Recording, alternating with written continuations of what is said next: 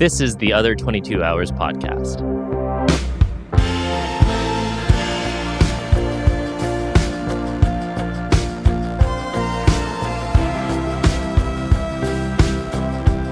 Hey, and welcome to this week's episode of the Other 22 Hours podcast. I'm your host, Aaron Shafer-Haiss.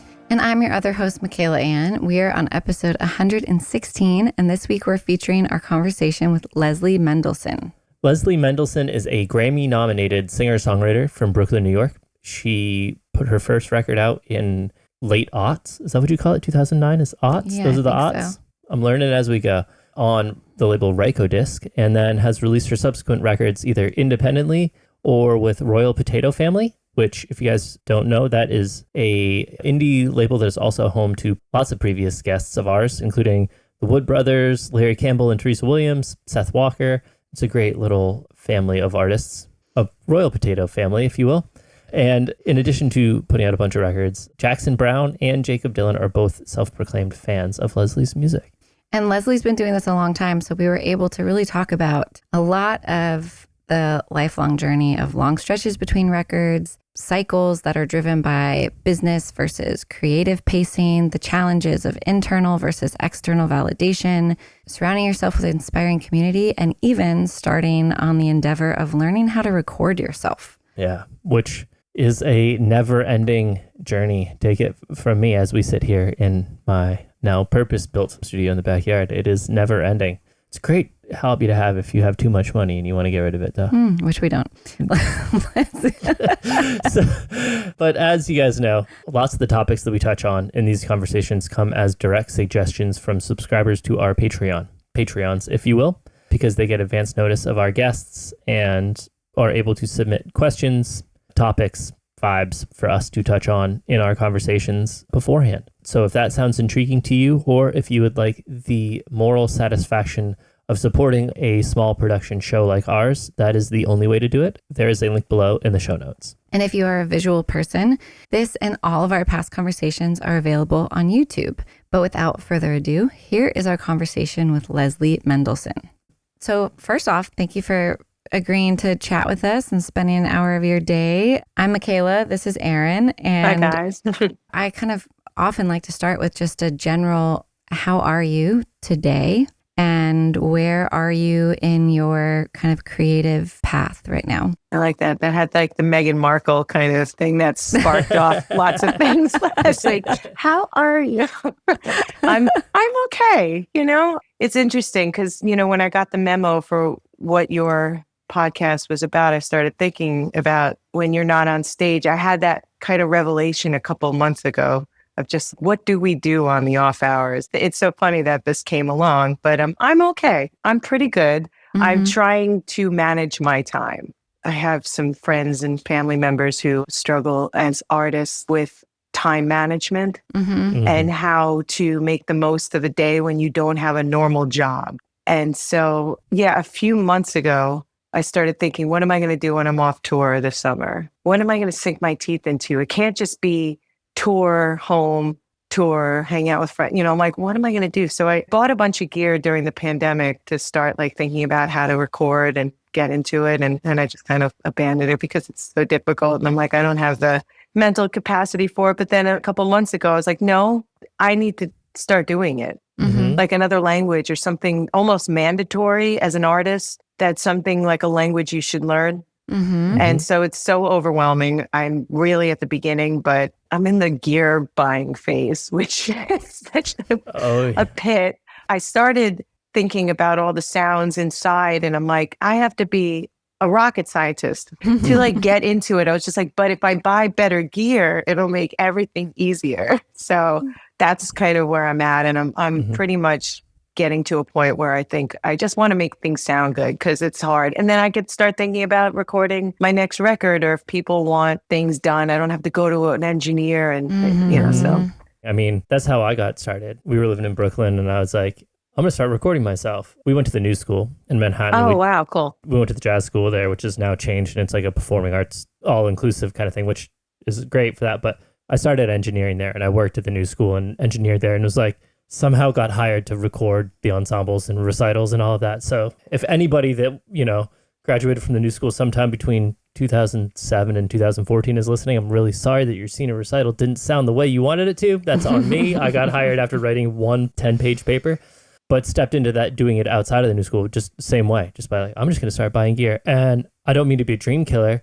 It's kind of exciting, but that whole like, I'm just going to buy better gear, that desire doesn't go away. I've been buying gear for 15, 17 years now. I get it's still going. I know. It's a bottomless pit. I mean, I'm getting to a point where, well, once you start realizing, you're like, okay, so I just had to get myself to a certain level of like, I didn't have a good mic. Mm-hmm. I was trying to record off the mic that I use live, which is an SM Beta 57, 58, something like that. Just like regular mic. And it was like, oh, muddy and stuff. And I'm like, I'm trying to get into all the little things of like, how do I make it sound better? I'm like, it's too much. It's too much. And that's when I'm like, I can't make it sound better. I'm like, if I had better gear, maybe I can make things sound better. So that's where I'm like, I just want the easiest way from point A to point B. That's my life in general, trying to like figure out just how to do things. Yeah. You know? Yeah. Because things are hard. Like learning songs sometimes, you like gotta like pull a little piece off at a time and try to just figure it out. And like maintaining or creating more areas in your life where you can be self-sufficient, especially as a working artist, where you kind of like need a lot of these different avenues. I think about that all the time because I am not into gear. I cannot for the life of me. I've multiple times through my life like bought an interface and tried to record and I just get overwhelmed. And then I married a producer who we have a recording studio. So now I'm like really enabled. But every time I get a remote backup singing gig or something, it's a pain because I have to ask him. So it's like... This is how it started for me. I was asked to do something, a commission for a wedding, and the money wasn't great, but I was just like, I didn't take it for the money. I was just thinking this is a good excuse for me to do it myself because it's not worth it to take it to an engineer. Yeah, So, totally. Like, yeah. And now, like, thousands of dollars later, Yeah. I needed a jumping off point anyway. It was an excuse. But yeah, and and it's funny because I've been meeting some more women who have just started to like scratch the surface. And I don't know, maybe it's just a funny time of just talking to more women about gear, which is like something new. And let me preface this by saying I'm still like so at the beginning of this, but maybe in a year we'll be like, look, I've recorded it. But like right now I'm all about like asking people questions. But it's nice to see a few more women coming out and be like, got a new mic. Yeah. It's absolutely wild how few women there are on this side of the recording. Engineers, producers, mixers. Yeah. It's absolutely wild. I don't know why. It's like, I guess bass players and drummers for a while just felt like male dominated. Now you see more. I mean, I think there's growing support for it and encouragement, but I think it's one of those things that it's also an area that hasn't felt very inviting. Like there's all these little messages we all get, male and female, any gender, like of where you're invited or allowed to operate. And I've definitely never felt like it was a space that I could lean into. And then at that point, then I was like lost interest. And I remember in college getting messages like becoming a theory tutor. And my advisor was like, oh yeah, the other girl singers would really like that. And I was like, well, no, I'm tutoring all of your male horn players and all these guys that you think are superstars who are on full scholarship. Yeah, the varsity football team. But that little message of the assumption was like, oh, it'd be really helpful for the other chick singers to be tutored by another chick singer. It's just those things are internalized of like, oh, this is where I'm supposed to stay. I'm not supposed to go to that class or be in that room. And I think obviously there's a lot more talk about that and supporting female producers and engineers. So hopefully that continues. And then there are more spaces where you can talk to other women who care about microphone sounds. Gear. It's like, and it's funny because, yeah, it's just another language that I've never talked about before. Now I'm just like, so what do you think of that compressor? And I'm just like, and it's just kind of a fun new like avenue. So that's one thing. Yeah. That's awesome. And that's cool too. And I can safely say like, that's just going to open up a whole other level of your creativity too. Being a singer and a songwriter and somebody that makes your own records, understanding you don't need to be able to record and have it sound like name whatever multi-million-dollar studio in Manhattan or here in Nashville. Just understanding like the possibilities of what you can do while recording or like different ways of miking things, different sounds, like it's going to open up the way you write, the way you approach making records, like it's just going to open up so many more avenues. No, it's true. And I want to start small. Like I just want to get like a good sound for my voice and my guitar. Mm-hmm. And then like, I think it'll help me because I'm not even sure what kind of record I want to make next. And I'm well aware that it's time that I should be thinking about this. So I'm like, I don't have a crazy amount of gigs this summer. This is like a really perfect opportunity for me to not, just I don't want to fuck off either and just like do, nothing with my time. And then that leads to like, it's not healthy too, and like touring, I would say that is my job, but it's not everything and it can't be everything forever, and these are all just like meditations too of just what is life. Yeah, you just said I'm well aware that I should be thinking about making my next record. Can you share more about that? Well, I think it's just an artist's career is they put out records consistently. I'm kind of in that 3 to 4 year schedule, I guess, right now. The last few records have come out every 4 years, which is fine, and before that, there was a huge gap. So I'm happy that I'm doing stuff. It's as much pressure as you want it to be. It's kind of just what's next, thinking about what do I have to say? What do I want to sing? And I was thinking maybe I could focus on some covers of things that I like the sound of my voice, and that kind of helps me think about maybe songs that I'd like to write. But yeah, I have a few cover ideas too, like of albums that I want to do. Like I've always thought about like some of the classics, like not just the American Songbook, but like specifically, I love like Randy Newman and Harry Nilsson and Jimmy Webb. And there's that specific kind of songbook. And those are songs I can really dig into on piano. And so this kind of would be the perfect opportunity for me to just think about doing that with this new setup that I have. For high pressure. I just want to like make something that sounds good at this point, whether I write it or not.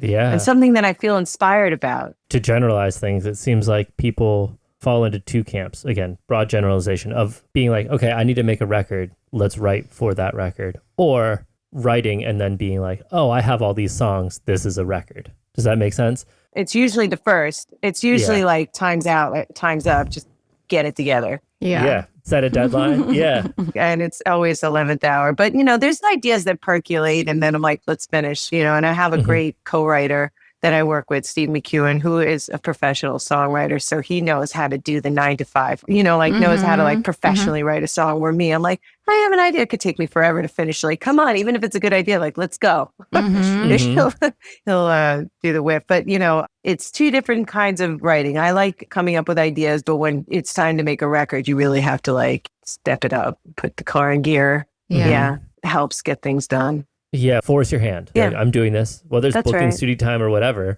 planting the seed, talking about it, even just talking about it to your circle. If you build it, they will come. Yeah, exactly. And, to tie that into what you were saying about potentially doing this covers thing and having that be a way for you to figure out your setup, that is totally it. That's kind of what I feel like is going to bridge the gap, because I just need to do something too. And when something's also been hanging around a long time, like ideas, that I've been thinking about this for a long time, just let's do it. And I don't have to hire a studio and people and this and that. I'm like, this is going to help with all that. Just bridge the gap. I read in my research about you, the big gap that you referenced between records, 2009 to 2017, if I'm correct. And I read also that there was a record made in there that never was released. Can you share some of that? Because I'm always curious about when we have these long stretches of time. I remember in my 20s living in New York, just starting out, befriending artists who were in their 30s or 40s. And like, I remember just very naively and ignorantly being like, if they'd gone a long time between releases or hadn't quite done some of the things they hoped to do, I remember kind of thinking like, well, what have you been doing? Because my life was so narrowly focused on, oh, this is what I'm going to do with my life. And now I'm 38. I'm like, oh, I can imagine a million things they've been doing. They've been living. They've been caring for people in their life, caring for themselves, struggling with a lot of obstacles in this career of deals and business and whatever. There's millions of things. I just didn't have a vision of the way that our full big lives impact our ability to not just create, but also put it out in the world. So with that kind of preface and context, do you feel comfortable sharing kind of what happened for you? Well, I released my first debut on a label on RykoDisc in 2009. That was a really hard record to make. I was working with a producer who I loved so much. And, things were they were just falling apart a little bit. He also got sick and then he actually passed away. But we had signed on to work with another producer, which was also, it was just, I don't know. The whole thing was just really hard to get out. And I did not like that record for a while. It was hard to listen to it. I had a lot of regrets and I wish I did this differently and that differently. And so I think it took me a minute to recover from that. But Steve and I were still writing. And then around 2012, we went in to record a new batch of songs, but they didn't have a home. It didn't have a label. I got out of my label and I got out of a deal. I didn't have management at the time. And then I got this opportunity to go to England and the record was just kind of hanging there. It's not even a bad record. It's good, but it was just shelved. And then I did some other projects that started recording, but then it didn't get finished. It was all these starts and stops. And then you start to get in your head of it takes so long. Then you're worried that it's not going to be the right thing when you do release something. It's just too much pent up. But then a producer reached out to me, Mark Howard. So I started to send him demos of things that I'd been working on over the last, at this point, 6 years. Some of the stuff I'd recorded, some other things. And he's just this sounds great. He's we should do a record. It was just me and him. He got me in a room and it wasn't the most amazing thing I thought I could make, but it was just something and something needed to come out. And that's when I met Kevin Calabro from Royal Potato Family. And, we were listening to a couple of things that I did make over the last 6 years. And he said, this is the one that I think best represents what you're doing now. So let's put that out. And that became Love and Murder. That was the beginning of just trying to, it's one thing to be critical, but then to not do something because you're afraid to put something out there is probably the worst thing we could do as artists, because, I think that you get better by doing things, more content. You have to do things or else you just sit on things and it doesn't go anywhere. And then it's not good for your mental health and you get really caught up. I think that's another reason when I said I have a deadline, because I just need to keep doing things, whether they're good or bad. I want everything to be good, of course. But, but what is good? It's all subjective anyway. You just try your best. Yeah. What you're talking about, basically sitting on a recording, that is such fertile ground for it to go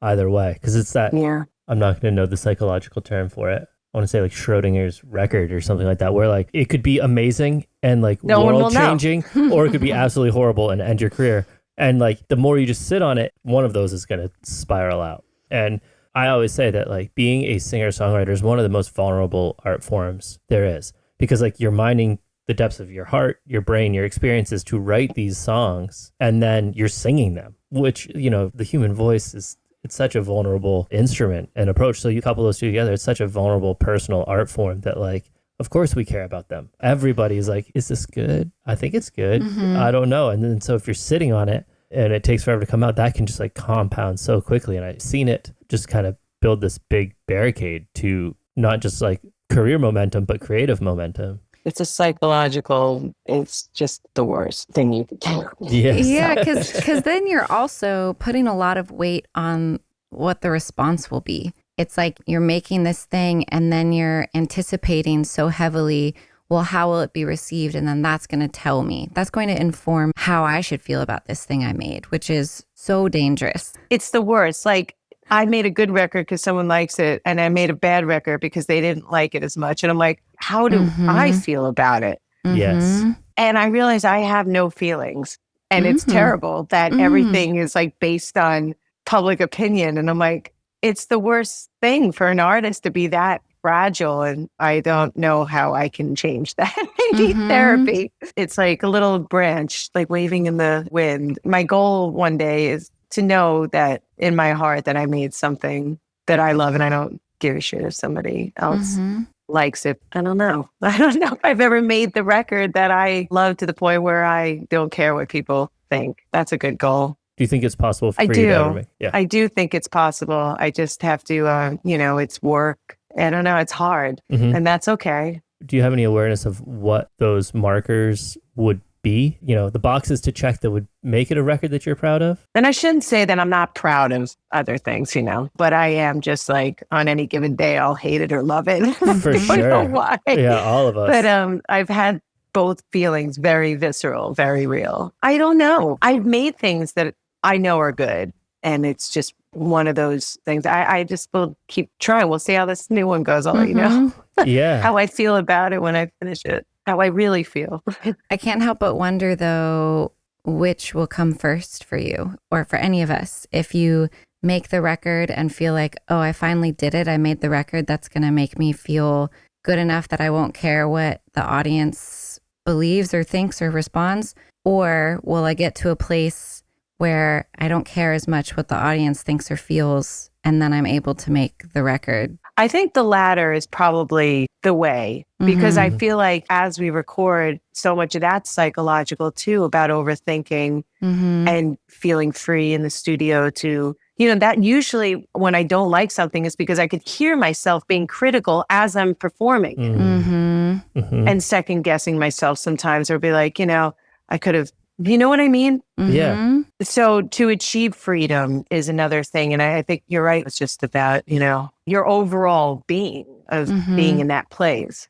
Yeah. And that voice is like, no, that wasn't it, is never nice. And I'm paraphrasing a friend of ours and guest of ours is on here, Aaron Shafer-Haiss, who said that same thing. He's very upfront about like, oh yeah, that voice is always there. And it's never like, yeah, well, you gave your best and it was awesome. It's always like, oh, what? No, that didn't come out the right way. Like that sounds... I know. I always kind of relate it to, we name, air quotes, perfect record, whatever, whatever you think that is this ideal record, whether it's a Paul Simon record or a Steely Dan record or something, where it's like, oh, wow, Michael Jackson, all these quintessential... They transcended. They made a brilliant record. But what we're not seeing when we listen to that record is the gap between their intent and their execution. It's in that gap, at least in my experience, is like where that shitty voice is. It's like I intend this and what comes out is this. Like what came out might be incredible, but it's not fully what I was hearing in my head. Yeah. And so I just like berate myself. Yeah, and then there's just different levels of genius, and we have to come to terms with that too. Paul McCartney, and there's people... songwriters at the top of their game, and then people who are producing at the top. It's just such a spectrum of things. Just trying to, I guess, feel comfortable in what I do and my level of doing it. And I think also the journey of really believing and understanding that outside success doesn't determine quality of work or talent, because there's so many other factors of luck, of timing, of what's popular, of what opportunities are being given, all of that stuff. Like being really good on social media doesn't mean that you're really good at being an entertainer. Yeah. Yes. And in today's world, I think about this every time I look at Instagram, because, if it's on my Discover page or whatever, and I'm getting fed like profiles to watch, and like we have 2 kids, and so I look at a lot of parent stuff. I see these like influencer profiles there's like 100 of the same videos made by all these different influencers. So social media doesn't reward, the algorithm doesn't reward like this super unique exploration, like artistically driven thing that a lot of us, I think artists like and want and strive to be. It rewards kind of sameness and staying in one box and delivering the content that is popular, that will be fed to people. So it's really at odds with what I think a lot of people, when it comes down to what our true like motivation is to creating art. Yes. I always say it's like, we subliminally or just de facto assume that like success in social media means like, oh, it's because the music's good. And like people that are successful on social media just understand the algorithm, and you play that. It's a talent. Yeah. That's something that I get so frustrated with. And I think that's one of the reasons why I decided to get into recording too, because I'm never going to be an influencer. I don't have that gene.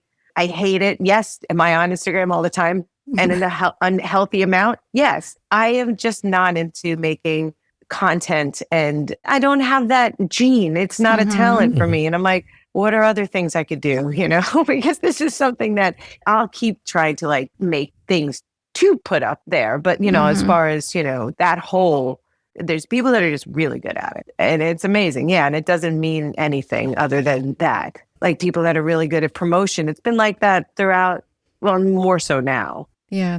Going back to what you were saying about like being so tied to looking to the audience or people to tell you how you feel about your music and your work. One of the things I've been doing for myself the last several years when I feel like I'm being ruled by outside response or how things are going in my career to inform my self-worth or how I feel about my life and work is I dial it back and I'm like, what am I looking for in this? What am I looking for people to tell me I'm good at what I like to do? And ultimately for me, it comes back to feeling loved and feeling like I belong and feeling like I'm accepted.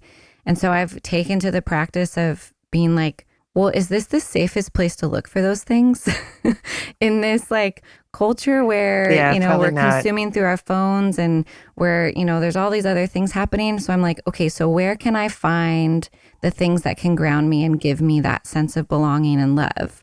I'm curious as I say that to you, like what that brings up in relation to how you share your work. Well, there's like, I guess, two aspects of it. As far as being an entertainer, it's hard when the audience isn't with you, but for the most times they are. And I feel like I've done that so much that even on an off night, it's like, I don't doubt that I'm good at that. But yeah, I still think recording records is something new for me. I just feel like it's still nothing that I'm so comfortable with. So I think that the more you get comfortable with something, the more you don't need outside approval because you just know what you're doing. But sometimes I'm doing something like, oh, what am I doing? Then same thing with like social media. Sometimes you feel like you're bearing your soul to some friends, but a lot of strangers and people that are just so quick to like give you opinions too. I feel like there's just a lot of people who want to judge. That's what they do. And I kind of see that it's not easy to be on the other side of it, but knowing that it's just, you can't take it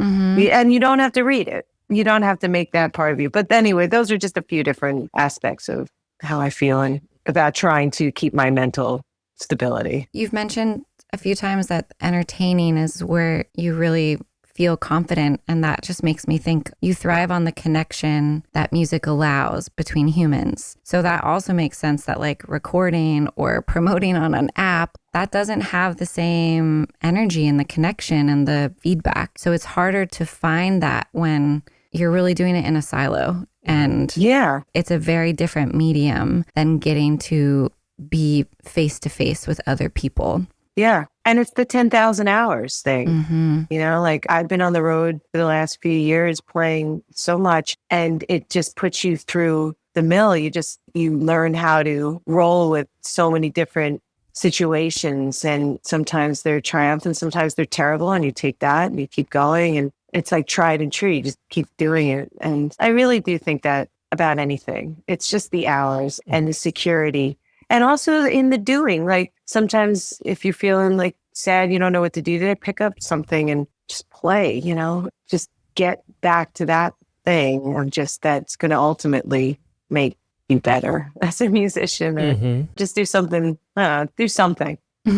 Yeah. Force your own hand. Yeah. I've been thinking, we have a 4-year-old daughter and she's in a mode right now where she's like, I can't do it. It's too hard. It's too hard. And so I've been really thinking about is it hard or is it just unfamiliar? So much of what we do falls in the unfamiliar category. It feels hard and it feels... Everything's hard if it's unfamiliar. You just have to learn and do. Yeah. I mean, tying it back to what you're saying about learning or how just to... do. And you learn as you do. Exactly. Tying back to what you were saying about learning how to record yourself. It seems so daunting at first. It seems so hard. I mean, it is literally called engineering, and the people that are true engineers, they are nerds. They are engineers. They put a lot of time in. And then everything has a number. It's it's an 1176 and a 47 and and it's just there's two mountains that you have to climb. One is getting familiar with the software inside the actual thing. And then the second thing is actually making it sound good. So it's you're learning just the fundamentals of pressing play and stopping and editing this and that. And then there's the scope of making things sound good. So it is really two separate things. That's why I'm trying to eliminate getting inside and just going hardware. Get good hardware and then it'll be less work I have to do because I just want to be able to put something up and just sound good and not have to worry about it. So yeah, exactly. And all of that is not hard. It's just unfamiliar. That's what I'm thinking. Again, like we have to do something. You can't just sit around and loaf around. Like at least it's some like a goal, Yeah. And one other thing that like a friend alerted me to that I didn't really recognize, because like every engineer is going to have an opinion on the way something sounds, right? Sure. And this is a friend that had a studio for a while and then ran Live Sound for a long time. And now he's a social worker. He's like, I want nothing to do with it. I've done a lot of work on this myself as a recovering engineer, as he says. He's like, as an engineer, you're looking through, when you think about EQ, you're like, I don't like the way that sounds. I'm going to pull that out. It's like, oh, I don't like the way that sounds. I'm going to pull that out. He's like, that became my life. All I could do is focus on the things that I don't like and be like, no, I got to pull that out. No, I don't. No, I got to pull that out. And it's like, oh, wow. So I say that as like a word to you or to like anybody getting into engineering. It's like every engineer has an opinion, and whether they know it or not, all they do is focus on like what isn't good about it. Yeah, I know. I have a few people that I'm very grateful answer my calls and questions and things that I can talk about. Again, I'm just scratching the surface. So come back to me in a year. We'll have a recap of like, where are we now? Well, the other thing I think often about in a music career and in any career, I'm sure, I just am not familiar with other careers. There's all these different compartments that you have to do to have a career as a whole, but we all might be drawn to or enjoy or feel naturally talented at different ones. So if you're a performer, you have to spend time alone or work with one or two people writing and scavenging and harvesting for that work and creating the music. And then you have to record. And whether you're doing it yourself or hiring people, what entails producing and recording and all of that time and the tedium of a studio. And then you have to think about packaging and marketing. And then you go out there and you get to be with the people and share it, hopefully. Yeah, I like the last thing. Exactly. All of those. Everything else is just a ball of stress, one thing after the other. And that's not what it is for everybody else. I'm similar to you. I love writing, but like I don't love studio time that much. I will never want to record myself, but it just feels a little tedious for me. I don't love rehearsing. I love being on stage. I had this realization this weekend playing shows of like, oh, I love music, but I really love people. And the way that connection comes with other people through music. Yeah. I'm not going to sit alone and noodle on guitar for hours. Like that's not where I get my energy from. Other great musicians do. I think it's important when we recognize where our highest energy thrives and then knowing how do we make the other parts more enjoyable, more creative, and where do we like bring in the people to help those parts. Yeah, that's exactly right. Because we're not good at everything. But I think my mom said at an early age, like, surround yourself with people that are better than you. You know, you don't want to be the smartest person in the room. Like, I want to learn from my friends and, having people around that can teach you things and help you. I thank God that I do have talented friends, whether they're photographers or just a community of artists. I love that. We like to kind of wrap these conversations up with the advice question. So it's kind of a choose your own adventure, and it can either be something that somebody has told you along the way that has allowed you to navigate the topography of this career a little easier, or something that you would tell like younger you that was just